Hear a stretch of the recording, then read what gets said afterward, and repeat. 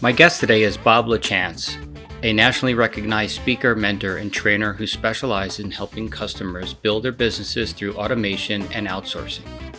Bob currently owns 4 businesses and helped start one of the nation's largest real estate coaching programs. A Bristol, Connecticut native, Bob played ice hockey and went on to play at Boston University, playing a vital role in their 1995 national championship. With only 2 classes left to graduate in his senior year, he dropped out of school and signed a professional contract with the St. Louis Blues organization. Bob went on to play 8 years professionally, 4 years in the US and 4 years in Europe. Reva Global is a company that helps real estate agents use virtual assistants to help them streamline their processes, and about how using virtual assistants really freed up a lot of his time and really expanded his business. You're going to enjoy this episode, especially if you're in the real estate market and are looking for ways to expand your business and free up more of your time and be more productive. As always, thanks for listening. Now sit back and enjoy my conversation with Bob Lachance from Reva Global.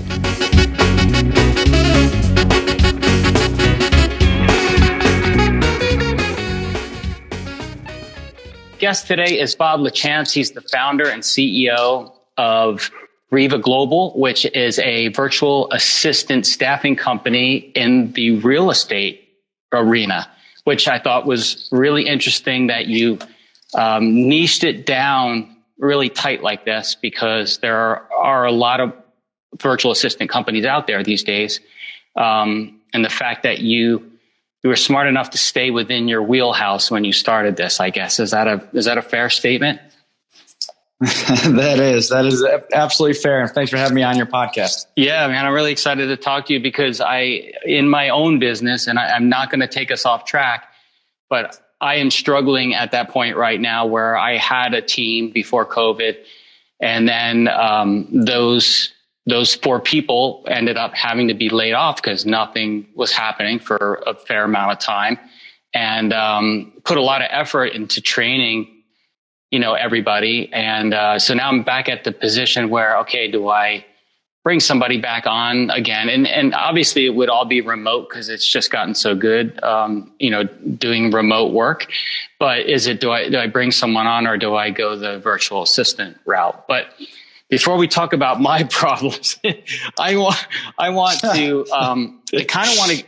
important for me because this podcast is to inspire entrepreneurs in all various ways. And so the important thing for me is I like people to understand who you are and how you got to where you are today. Now, obviously, in the show notes, it's going to talk about you playing at Boston University and winning a national championship and playing 8 years as a professional hockey player, which are all amazing, things. And I'm a huge hockey fan, so I love it. But I want to start earlier than that. I want to know about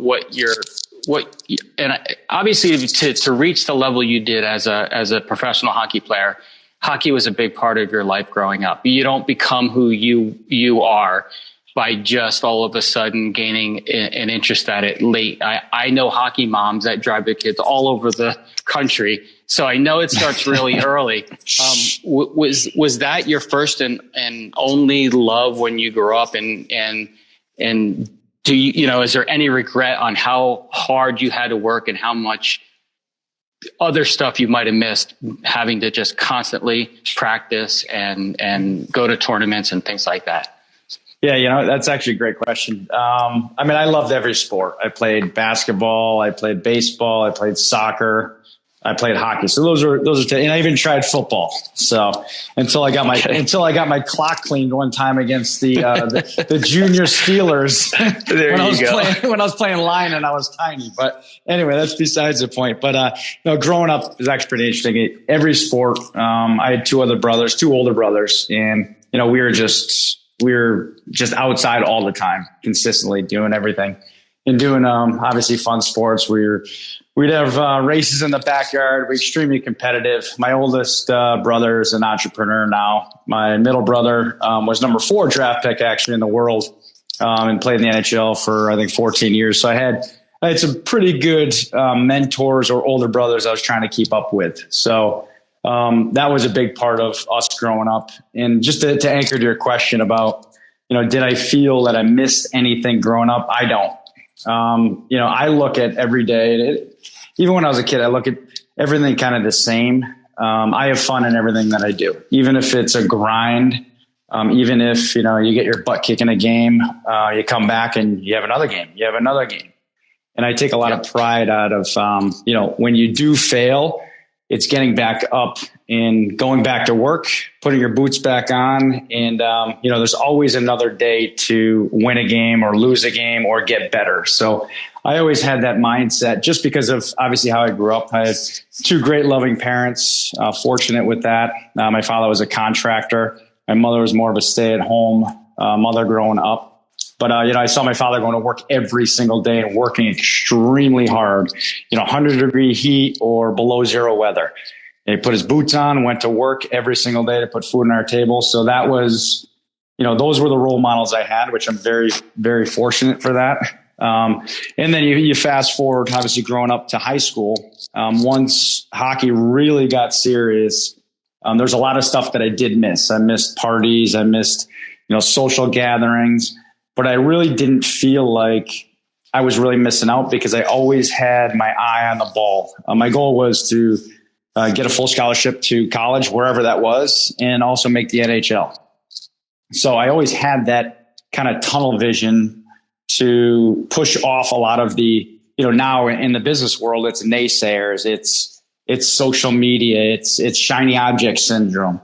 So we had all of that growing up, but it was just a matter of staying focused on what your goal was. So my parents obviously helped very, very much on staying focused on those goals. And obviously having older brothers, mentors, helped out a lot on staying focused. So a lot of growing up is a lot of stuff that we go through as business owners today. So I don't know if I answered your question, but it's just a little bit about me.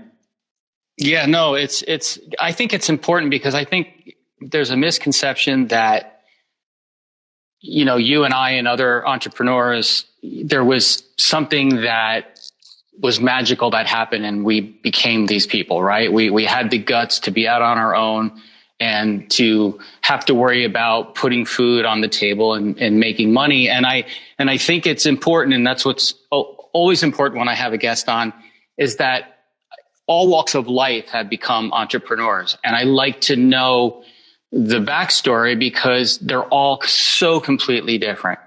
And I don't want anybody to think that, there's a certain mold that can only become an entrepreneur. I want people that are sitting on the sidelines going, man, I really want to do this thing. And I just don't think I have it in me, or I wasn't made to be that type of person. And so the goal of this podcast is to try to get those people to realize that literally anybody can do this. And I've even heard you speak on other podcasts where, it's the same thing that I think of. You have to take the action, right? You have to put one foot in front of the next, and then you're off and running. So that's why I like people to understand who you are and where you came from. So real quick, where did you grow up? I grew up in Bristol, Connecticut. And I could dig into that point a little more just so I could, because it'll make more sense. I mean, I never grew up I didn't grow up with a silver spoon in my mouth. We were as blue collar as they get, right? So I didn't grow up as a business owner. My father did own a contracting company, but I wanted nothing to do with anything. It was just sports. And even when I played sports professionally as well, you don't learn that much about the business world at all. I was a fun-loving kid. I enjoyed hanging out at the bars. I enjoyed, sitting in the locker room and just talking nonsense, right? That's what you do when you play sports. And my last 4 years, I was in Europe, which, the individuals that I was going to do business with, those kids were not talking about, how to make money in business. It was just, hey, what are you going to do? After we're done practicing, what are you going to do in the summer? It didn't have anything to do with, hey, you're going to take an internship at this financial institution. It was nothing like that. It was saying, what's your next contract? So when I decided to actually make the jump out of sports, it was not easy. So I left school 2 classes early before I got my degree. So it's not like I could have leaned on a Boston University degree. So, no matter what, if there's anyone listening to this that has a question of, what happens life after the industry that you are in or have been in, there's always ways. It's hard work that gets you through it. I had no formal education in business. I just had a work ethic, and I had some mentors around me that helped push me and just keep me going when times got tough. So it's not the easiest when you move from industry to industry, but if you have the right mindset and you have the right drive, focus, you could do anything you want. I don't care what business it's in. People make money in I'm looking at my desk right now. There's probably about 1 million different businesses that, put together all the pieces on my desk right now. So there's a lot of different ways to make money, but it takes focus, takes hard work and dedication to what you're doing. Yeah, I appreciate you, drilling that point in a little bit more, because I think people that are sitting on the sidelines need to hear that, or those that have taken the jump and might be having a bad day when they're listening to this. They need to know that, you just got to push through it, and you'll make it. And it's a tough thing. But if we go back to you and we go back to sports and the mentality that it takes to do what you did, I think, and I knew some professional football players when I was going to school out in Western New York. We had some Buffalo Bills football players that were friends, and you guys work your entire life at such an early age on such a single focus that it can become devastating if things don't work out. And I think that's even harder than being an entrepreneur. Personally, I think of how hard, you're always, and I've heard you say this on some podcast, what's next year for me, right? It's that kind of thing. And so I think it's really, really hard to be a professional athlete. And I wanted to kind of make that point, because entrepreneurship is not that tough when you compare the two. I think it's tough, but when you compare the two, I do not think it's that tough. Yeah. And it's actually interesting you say that, because there was an event. I was helping run an event this is in San Diego, probably 9 years ago. And I saw a buddy of mine back in college. So he's a football player back at Boston University, and just out of the blue, he's at the event. And I just got off stage speaking, and he's like, "Bob?" I'm like, "Yeah, Pablo, what's up? I haven't seen you in, 20 years since school," or however it is, 15, 20 years. And we end up talking about life after sports. He's like, "Man," he goes, "You know what?" He goes, "When you're done playing, you go through a little state of depression, and not like the depression of like really depressed. It's just, when you're done playing that sport, it's very difficult to find your team again, your why, if you will." So I do agree, playing professional sports, and then when it's life after that, you flounder a bit, right? And it's okay. There's nothing wrong with it. It's our job, obviously, to find our next, team. Because if you grow up with a team all your life, it's finding that whatever that crew is that you need to find to get back in the ring, if you will. So I think being a professional athlete is very difficult when you do the transition, rather than if you're an entrepreneur, you're going from business to business, because business, in my opinion, is easy, right? You can start a business any day of the week. You just got to go to the Secretary of State office and start an LLC, right? But of course it takes a lot more than that. But the transition from business to business is a lot easier than transition from sports to whatever you're going to do next. Yep. So let's get into, I have to ask this question just because, it's a selfish thing. I want to know what your parents said when you got asked to basically leave school, to go and play with the St. Louis Blues. How did that go off? For them, it was very easy, because that was one. My father's goal was actually to have every one of us get a full scholarship, which sounds insane to me. Even growing up, when I was after my middle brother and myself got a full scholarship at Boston University, I was still saying, Dad, that you are insane. How did you ever set that goal? And he's like, you know what? When I was younger, that was a passion of mine to try to get you guys, focused. And that's what his why was. So I'm like, all right, I guess so. Now I'm a parent of 3 kids, so I understand. So, so I understand that side of it, but they were all for it. They knew that our goals were to make the NHL. And obviously my brother was already there, being number 4 draft pick in the world. So that was pretty cool. And I already saw that. So having the opportunity to, jump in to potentially play in the NHL was something that my parents knew. They were never going to hold me back on saying, hey, wait one more year, or, don't sign that contract and finish those 2 classes before you actually do. So they're 100% for it. That's awesome. Okay. So now, again, because I've done some of my research, I know that after hockey, it seems like your motivation for getting into business quickly was because you've said over and over, you did not want to go back to school. Correct. Yeah. That was a driving factor. I had a lot of buddies that were, 8, 9 years ahead of me. Right, they had their degree, and we're in banking and financial industry.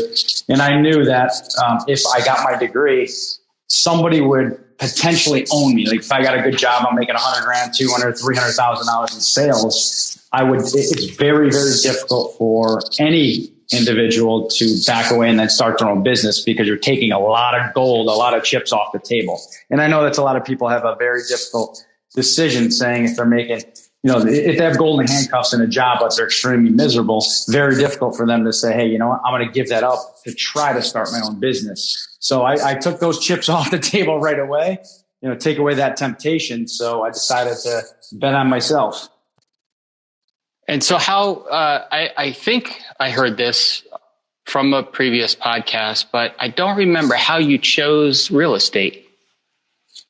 Yeah, well, I read a bunch of books towards my career, and I knew it was kind of coming to an end. I had my first child, and my wife was living in the United States, and I was living in Europe. So I had to get into an industry that had 0 barriers of entry, and everything that kept coming up was real estate. So I'm like, all right, rich dad, poor dad, today everyone can make money, so might as well jump in. So that was a decision I made. That's so funny. He actually goes to my gym, Robert. Really? Yeah. And I haven't had the nerve yet to go up to him and ask him to be on the podcast, only because I haven't completely finished his book. So I don't want to, I want to make sure I can say to him, I read your book and I loved it, or whatever my opinion would be, and then be able to ask him. So that's pretty funny. Yeah. So, so you go through this whole iteration of, I heard the funny story, how you found a house and you put a bid in on it. You got it, for the price you asked. And then you looked at your wife and you're like, wow, all of a sudden you're now in the real estate, business. And I guess the goal was to flip houses, right? That was you've done over 800 property or transactions. I don't know if those are all flipping, but I would say that that's a hell of a lot of real estate deals that you've gone through. So you've mastered this part of it. And I guess that's what has fed you to, or at least your brain to say, if I can come up with the systems, right? Because the systems are the real deal to make you be really efficient in what you do and not wear you down. So when did you decide that you needed a virtual assistant?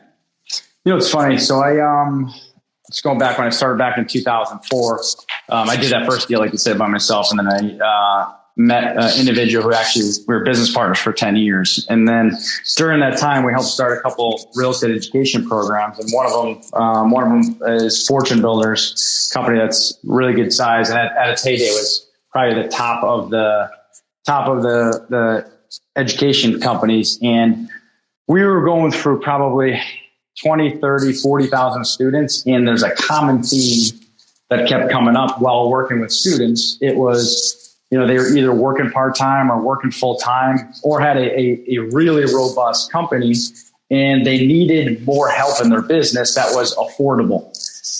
So it was either they needed more time, they needed to scale or they needed to become more efficient. And then in 2013, I got introduced to what a virtual assistant was. I didn't know, to be 100% transparent. Yep. I had no idea. It was more prevalent in the real estate agent world, like doing transaction coordinating, all that kind of cool stuff, but not in the real estate investing world.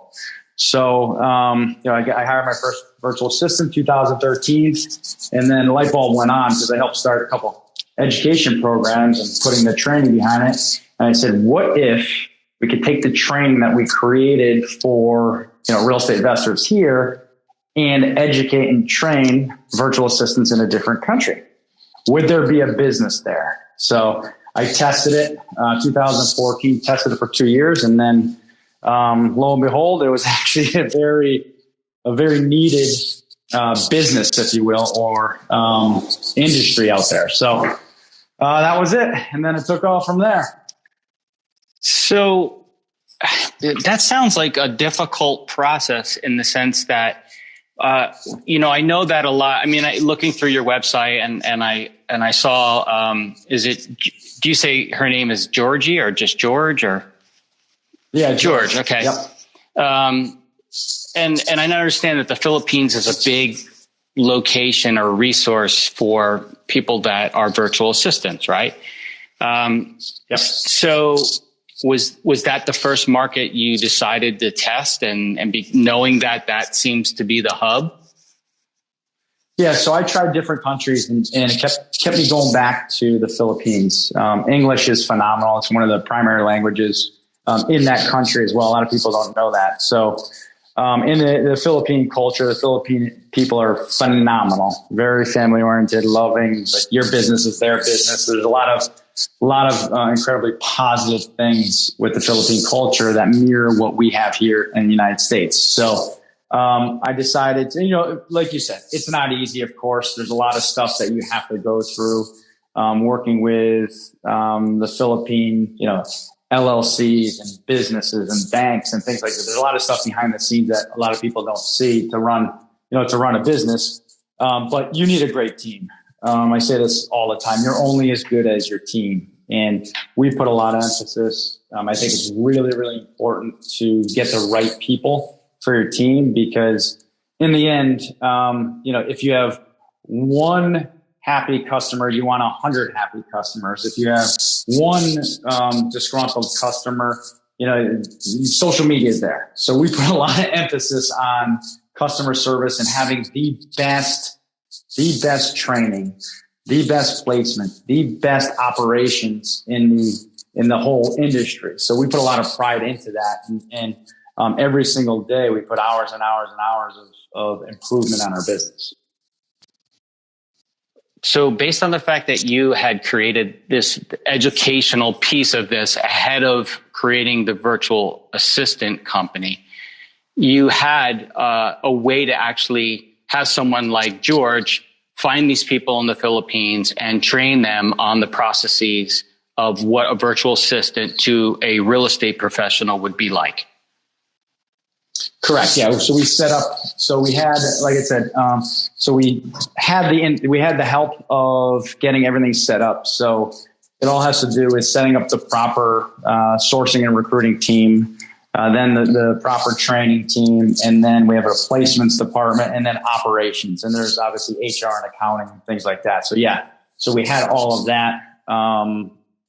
We had to set it up, test it, hire, and make sure that it was the right, like you said this earlier, the right system to be able to, stay ahead of. I mean, you see what's going on right now in the world right now. There's a lot of outsourcing going on with a lot of different industries. So it's really important for, your teams. So that's why we have a bunch of teams and departments over in the Philippines to make sure that they are the best of the best. So 100%. Yeah. And the issue really right now is that you can't hire people. Like there's no one available. And it still is confusing to me why that is, except that people have possibly left the quote workforce and have gone out on their own. COVID said, it was like a slap in the face saying, why am I working for the man or the golden handcuffs, right? Why don't I go and do that thing that I've always wanted to do? I'm not sure what the reason behind it is, but everybody's struggling to find people to be on their team. Yep. And it's not only the real estate industry, right? You have, my wife runs our medical division. She's Reva Global Medical, and she launched that about 2 years ago. And the medical offices are having very challenging times as well. So it's not only the real estate industry, the medical industry, it's everybody, everyone you talk to. We're hiring in-house. We have a real estate company as well in-house. I think we're up to 10 people, but we're looking to hire every single day for some in-house individuals, because we use between, I don't know exactly how many VAs we use in our own business, which we could get into that later. But it's the in-house hiring between, that's why a lot of people now are picking and going with the virtual assistant route, because of the fact that you just stated. It's very difficult to hire right now. Yep. So just to have the overall landscape of what your, I don't want to say your daily day is, but like what encompasses all that you're involved in. So you have Reva Global, which is the virtual assistant side of things. And then you just mentioned about the real estate piece. So what are all the businesses that you currently have? Because I want the listeners to understand that you're not just coming from this as maybe the educational side or just the virtual assistant side, but you're still very much involved in day-to-day real estate transactions. I want them to understand that, you're doing all of these things, which builds a confidence of like, okay, this isn't just some company that this guy decided to create a company about virtual assistants, taught them sort of the systems that you go through when you're doing transactions in real estate, and you're not really in the thick of it, because I know you are. So I would like to know all of the things that you're doing. Yeah, for sure. It's pretty interesting. So, like I said, I started in 2004, and then recently, I think it's about 11 months ago, I decided not to work in the real estate education space anymore and put more emphasis and time into Reva Global and my real estate business. So that has freed up some time for me. But how it looks, and I've always been, actually, let me take a step back, because this is important. I just thought of something. If you realize the virtual assistant company started, it wasn't a shiny object. It started from something I was doing. It's almost like the supermarket model, right? When you go into the supermarket, I don't know if a lot of people know this, but in the interior of a supermarket is about 2 to 3% margins. The money's made on the perimeter. So a lot of businesses, the money's made on the perimeter. Supermarket, same thing. You got the bakery, you got the, you got meats, you got all that kind of stuff on the outside, right? Flowers and all that kind of good stuff. That's about a 30+% profit margin. So same thing. Mm-hmm. If you look at what I did, I was real estate investor first, got into education, all within the same kind of supermarket, if you will. And then I started a virtual assistant company. So it's not shiny object syndrome where I'm just jumping all over the place. Everything kind of built on top of each other, and they were kind of married to each other. So when I really stepped foot and put a lot of emphasis on my virtual assistant company, I'm the type of person where I really think that if anybody is out there promoting anything that they have, they should use their own product or service. There's a lot of people out there that don't, but for those of you who really know me, I truly believe that you should use your own, whatever it is, but service or product. So for me, I use my virtual assistants to do so many things within my real estate business. So when someone asks me, hey, how are you using virtual assistants in your own business? And, how successful is your business? I could tell them and I could show them if they want. So I'm very transparent that way. I want to make sure that everybody knows that and sees that. Does that make sense? Yeah, totally. I want to dig into that a little deeper, because I think, at least for me, I'm going to speak for myself, is that the fear of giving a process, even if it's systematized, right? Even if it's really laid out, and to give that to somebody and ask them to do it and sit back and hope that it gets done properly is a scary thing as an entrepreneur. So yes. How do you pick and choose what you do give to virtual assistants, and if you can give us examples of what they might be doing for you in your own business now. Yes. Yeah, I mean, there's income producing tasks and non-income producing tasks in every business, right? So you look at different tasks. So the best thing to do, and I'll anchor this back to real estate as well, but if you can look at your calendar, right? For you personally, if you're going to be publishing podcasts, you make your money doing the podcast. It's not the hours and hours of work after. You can hand that up to somebody else while you continue to build your business or get more individuals on your podcast. That'd be kind of an example of, this world that we're talking about right now. So same thing when we do our podcast and we jump off and we have our virtual assistants handle the rest. So that would be an example. But in my real estate business, we use them to cold call.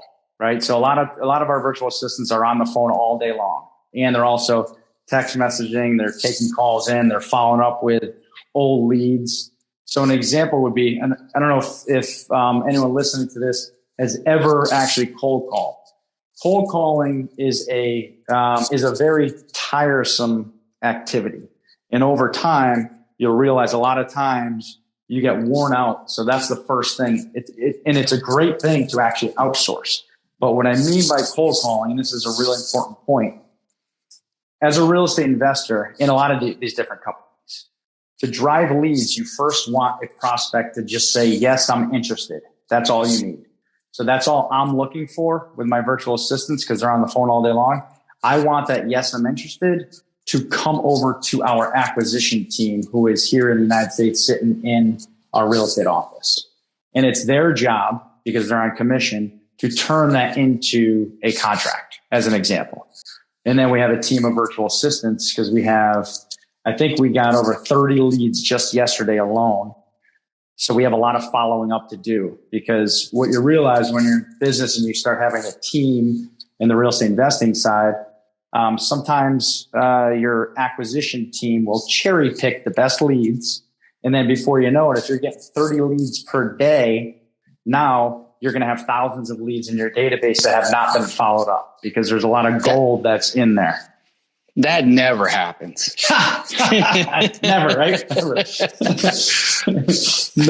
Never. So I don't want to interrupt you. So continue, or then I'm going to ask another question after that. So. All right, absolutely. So that's how we use our virtual assistant. We also have other tasks. We have transaction coordinating as well, making sure the deal comes to close. We have a virtual assistant that do some pretty cool scraping with pre-foreclosure lists. They log into our judicial. We're in Connecticut. I live in Connecticut, so we have a judicial website. They log in. They scrape all of those individuals that are behind on their mortgage, and then they skip trace them, get the phone number, call them to see if they're interested in selling, and then they pass them off. So there's a lot of cool stuff behind the scenes that they do on data scraping as well.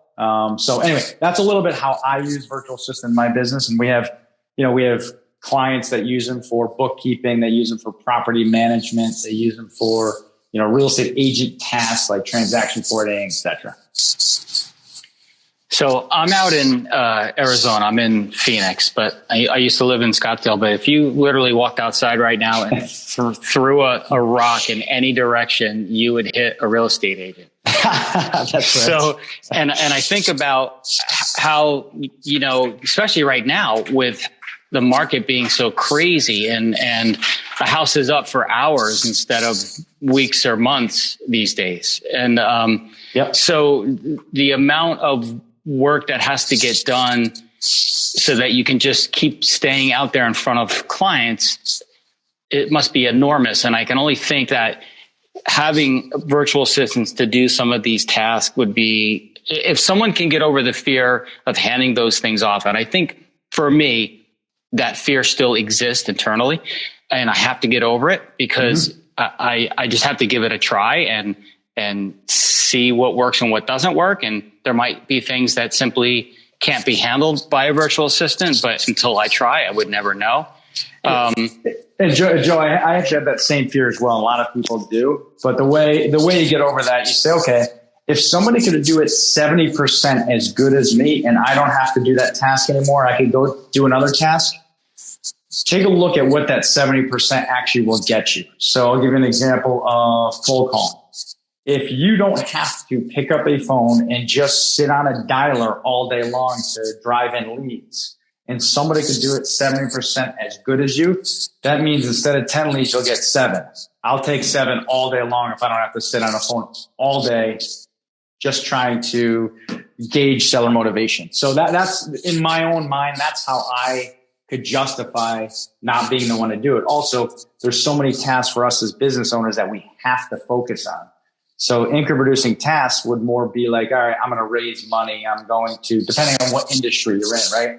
Am I going to build my buyers list to sell my properties? Am I going to raise money for a syndication? Like, what is it that I am going to do that's going to, in the end, put more money in my pocket? So that's the way, for me, I look at it. And that's the way a lot of our clients, when I walk through that kind of example, they're like, ah, you know what? You're right. 70%, 80% is way better than me having to do it in the long run.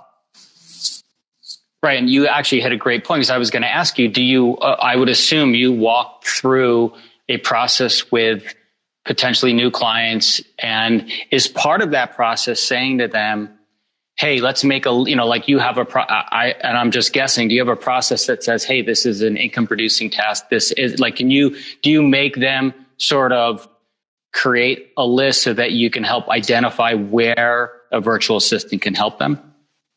Absolutely. And it's very important to write down, you get the bigger view, kind of the bigger kind of picture, saying, okay, what is your biggest pain point? So the first thing I would do is write down what your biggest pain point is in your business. Because it doesn't have to be real estate investing. It could be the medical world. It could be whatever it is, right?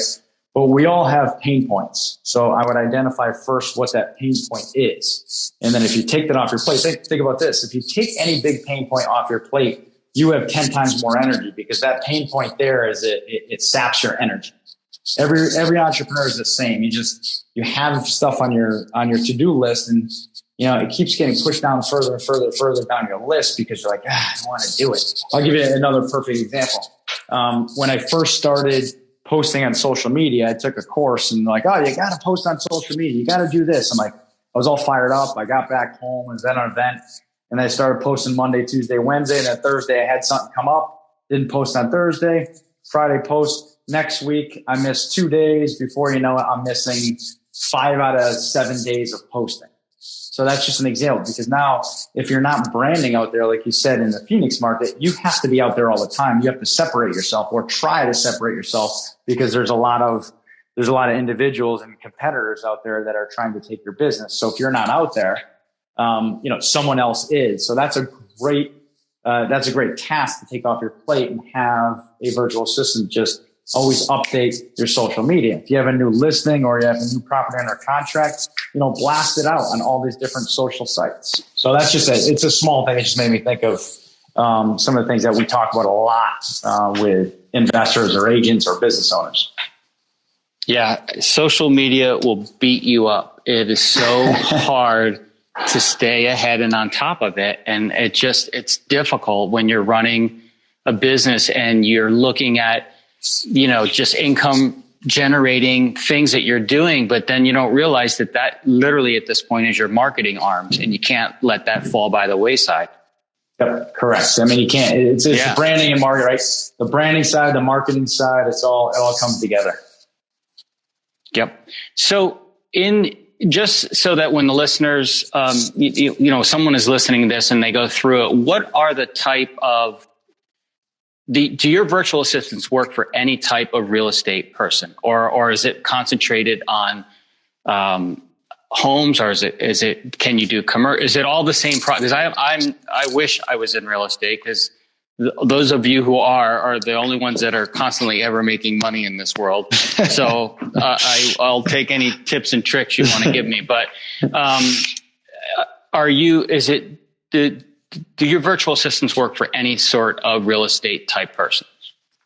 Yes. Yeah. So any property manager, it doesn't matter if so we have some property managers that have some like bigger units, 100 units, 200, 300 units, that hire our virtual assistants to deal with, a lot of the maintenance calls, a lot of the it's called mainline. So you're taking tenant complaints. You're talking to owners that actually own some of those properties, or syndicators, if you will. We have virtual assistants that do leasing, lease renewals, collections, things like that. That's on the property management side. They also do, they do some acquisitions as well, like pulling lists of rental properties, whether they're, out of state owners, et cetera. Skip tracing, texting and calling, and following up as an example. Real estate agents, they do everything from contract to close. So they do different stuff on listings. They do stuff on pre-listings. They do stuff on transaction coordinating, anything along those lines. And obviously, on the real estate investor side, prepping contracts, making offers, cold calling, texting, following up, social media posting. So a bunch of those things that runs the gamut on real estate investing. It doesn't matter if you do mobile homes, or you do single family or multifamily. All the tasks kind of roll up into one. Okay, so it is sort of the same. There are tasks that exist across all of those various types of real estate transactions. Correct. Right. Correct. And if you really look at it on the lead generation side, it really, if you want to boil down to a very simple kind of formula, it is getting a list, getting records of potential individuals that you could contact to see if they're motivated. So it starts with that list. Then it starts with getting a phone number for that list. And then the next step would be contacting and connecting with those individuals, whether it's, phone calls or however, the direct mail or text messaging or whatever. And then it's getting those potentially motivated leads over to your acquisition team, or to you if you run your own acquisition. So in essence, it's really the kind of same concept. Mortgage companies do that in the mortgage world, right? It's the same concept of, mortgages, real estate, insurance too is the same exact concept on driving leads, starting with a list, getting the number, driving leads, whether it's a number or email, right? And then getting the individual to raise their hand. Yep. Yeah. All right. So I understand it now. So here's a big question. How did you get Beth to come on board?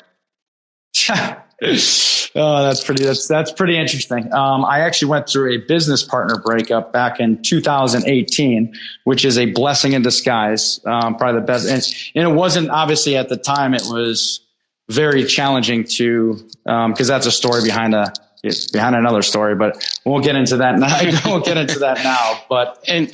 And just so everybody knows, Beth is your wife, who was in medical sales, surgical devices, right? Medical sales? Yep, correct. Yep. Okay. Correct. For a long time. So she's 22 years? Yeah. A long time.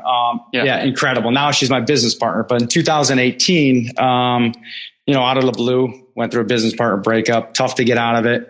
But it is what it is. So Beth quit her job, jumped on board right away, and everything from there. Obviously, we had to kind of dig out of that challenge. I know a lot of people probably listen to this have gone through some similar stuff. But she was fantastic. And one of the reasons why we got out of it, and now one of the reasons why we're doing incredible, she actually launched a medical division side that's doing extremely well on top of what we're doing. So that's who my wife is. That's Beth. Her name is Beth. Perfect. So because of this expansion with Beth doing this, do you see Reva Global eventually removing the words real estate in front of virtual assistants and expanding to other expertise as you see the need for it? Or do you think that the medical branch that Beth has brought to the business would be the only extension that you would do? Right now, you could go you could go anywhere really with the foundation that we built. Right now, our focus is real estate and on medical. There's a very big opportunity for us in medical because of, again, we spent a lot of time, spent a lot of resources on the foundation of our business and making sure that the foundation is extremely steady to be able to build off of it. And I think we've done a really, really good job of that. We continue to do it, like I said earlier, on a daily basis. And in every business, you're only as good, and I said this before, you're only as good as your team. So we put a lot of emphasis on hiring the right people. And I think, every day that we hire new people, new individuals, support and virtual assistants, we're doing a better job every day, which is obviously the goal of every business. So those are the two that we are focusing on today. But hey, could there potentially be another line of business off of that? Absolutely. Right. Is it safe to say that the creation of Reva Global with these real estate virtual assistants and now the new medical VAs, that both of these were basically born out of your own pain points of running those businesses? You doing all of the real estate deals that you were doing and realizing that there was so much stuff that you were doing on a day-to-day basis that were just pulling you down from not doing all the income generating tasks. And I would assume that if, I know medical device salespeople, they're constantly on the road, right? They're traveling a lot. And I'm sure that they're spending all this time when they're not on the clock, just trying to catch up on all the paperwork and follow up. So I'm wondering if what Beth is doing is bringing those 22 years to saying, okay, here's all the things that I wish I had when I was out doing this. Yeah, it's actually pretty interesting that you say, because she was in pharmaceutical sales as well, and infertility and things like that.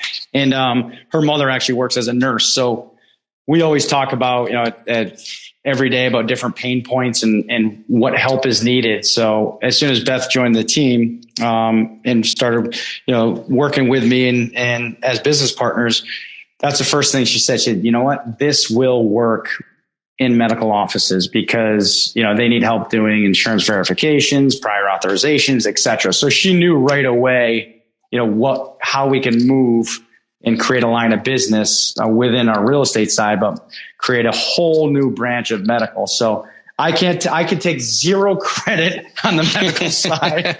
So I'll give her all the credit there. And she's an incredible business owner as well. So it's very impressive to see what she's done with that and continues to do on a daily basis. So 100%. Yeah. Great. Yeah. When did that start again? So that started, I believe, 2 years ago. That one started 2 years ago. So we tested. Is really, one of the takeaways too, I want everyone to realize is that, owning a business, it's a marathon. It's not a sprint. So what you did a really good job of is, and I keep saying this foundation, but I think every business and every business owner should look out 2, 3, 4, 5, 6 years, not only year one. So it took us, we really spent that first year working with, I think we only had, and I could be wrong, probably about 4 to 5 clients on the med side to make sure that we built up that foundation and built up the systems, built up the training, built everything up the right way rather than going out and just marketing, because anyone could sell, right? You could sell, but if you can't fulfill, your business is going to go down. So there's always a lot of different things you got to look at in business, but it starts first with the foundation. And then you could start adding in more and more clients or customers, whatever industry you're in. Yeah. And I've heard you in past podcasts also, express how important it is to do the testing and how much testing that you've done to make sure that all of this worked before you just kind of threw it out there. Not only that, but like you said earlier, made a huge point, which was that you use the services yourself. You figure out what works and what doesn't work, which is really important, right? So, yep. And it's an investment too, Joe. It is definitely an investment, and that's okay. You got to reinvest back in your business. That's the way I look at it. Sorry, I didn't mean to interrupt you. Go ahead, Joe. Yep. No, not at all. So I know you have a phone call coming up. So I wanted to just give you the floor to if there's anything else that we missed about Reva Global, what's the best way for people to get in contact with you? Any of that stuff that someone is sitting there going, man, I've been thinking about this. And like I said, the state of Arizona alone with all the real estate agents here, you guys could, probably never take a client anywhere else in the world. I don't know how they're all here, but they are. But just, this is your chance to sort of plug what you do and what's the best way for people to start this process and I can tell already from you, this is not like a hard sell thing. It's just, hey, this is what we do. These are the processes. This is how you figure out what you can hand off. So the floor is yours. Yeah, absolutely. No, I appreciate that. Yeah. And like you said, if anyone's looking for any assistance with any real estate needs, any medical, you're a medical office or anyone, definitely send them our way. I like to say that we are one of the premier companies in the United States on staffing services. So if you're looking for any virtual assistants in the real estate business, whether it's property management, whether it's mortgage, whether it's agents, investors, etc., definitely reach out to us. We have a Calendly link on our website too, if you want us to do a consultation as well to see, if it's a good fit for you. We'll do that with you as well. And just, check us out, try us out. It's Reva Global, REVA global.com. If you want to reach out to me, it's bob@revaglobal.com. Check us out. If you're on the medical side as well, there's a link on the website. But anything that you need, you have any questions, you could find me also on Facebook, on Instagram, under Reva Global, real estate. And that's really about it. I just want to thank you, Joe, obviously, for taking the time out of your busy schedule as well to have me on your podcast. So appreciate that. Yeah, it's my pleasure. And I think you should also plug your own podcast too. That's right. Friday Coffee Break on Friday mornings at 10 a.m. Eastern Standard Time. So I am probably, Joe, I'll be honest with you, I'm probably the worst self-promoter you will ever see, but hey, it is what it is. So no, that's okay. So is that the actual name of it on, if they go to like Apple Podcasts, is it Morning Coffee Break? It's Friday Coffee Break. Sorry, Friday Coffee Break. Okay. Yep. All right. Perfect. So break. I just want to make sure that they can find it there and hook up with you guys. So, Bob, I appreciate your time. Awesome. And this was very interesting, and you've alleviated some virtual assistants fear for me, which I was hoping to get out of it. This was definitely a selfish podcast for me because I wanted to learn all about it, and I could talk to you. The second selfish episode would be me going, Bob, how do I get my first house and flip it? So that'll be a different one. Hey, call me anytime. All right. Well, I really appreciate your time, and I wish you the best of luck. And once again, Reva Global Real Estate Virtual Assistants, also medical virtual assistants. Have a great rest of the year and much success in 2022.